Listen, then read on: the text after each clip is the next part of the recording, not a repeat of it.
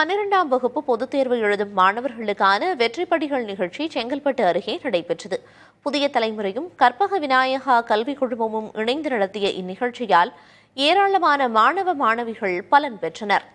12ஆம் வகுப்பு பொதுத் தேர்வு எழுதும் மாணவர்களுக்கான ஆலோசனை நிகழ்ச்சிகளை வெற்றிப்படிகள் என்ற பெயரில் பல்வேறு கல்வி நிறுவனங்களுடன் இணைந்து புதிய தலைமுறை தமிழகமெங்கும் நடத்தி வருகிறது. இதன் ஒரு பகுதியாக செங்கல்பட்டு அருகே படாளம் பகுதியில் கற்பக விநாயகா பொறியியல் கல்லூரியோடு இணைந்து வெற்றிப்படிகள் நிகழ்ச்சி நடத்தப்பட்டது.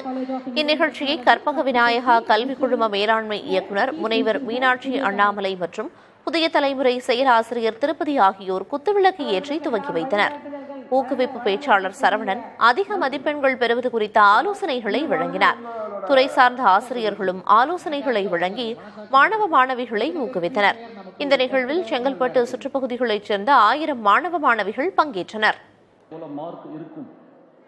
மார்ச் 3 ஆரம்பிக்கிற அந்த தேர்வுன்னு சொல்லும்போது நம்மளால் படிக்க முடியுமா, இதில் ஸ்கோர் பண்ண முடியுமான்ற ஐயங்களுக்கு இன்னைக்கு ஸ்பெஷலிஸ்ட்னு சொல்லக்கூடிய அந்தந்த துறை சார்ந்த ஆசிரியர்கள் இந்த இடத்துல ஒரே இடத்துல, ஏன்னா வெவ்வேறு துறை ஆசிரியர்கள் இங்கே ஒரே இடத்துல சங்கமித்து மாணவர்களுக்கான ஐயங்கள் போக்குறது, இந்த மாதிரி படித்தா இந்த மார்க் எடுக்க முடியும்னு சொன்ன ஒரு நிகழ்வை புதிய தலைமுறை இன்னைக்கு ஒருங்கிணைச்சிருக்காங்க அப்படின்னு சொல்லும்போது ஒரு சோஷியல் காஸ்ட்னு சொல்லலாம்.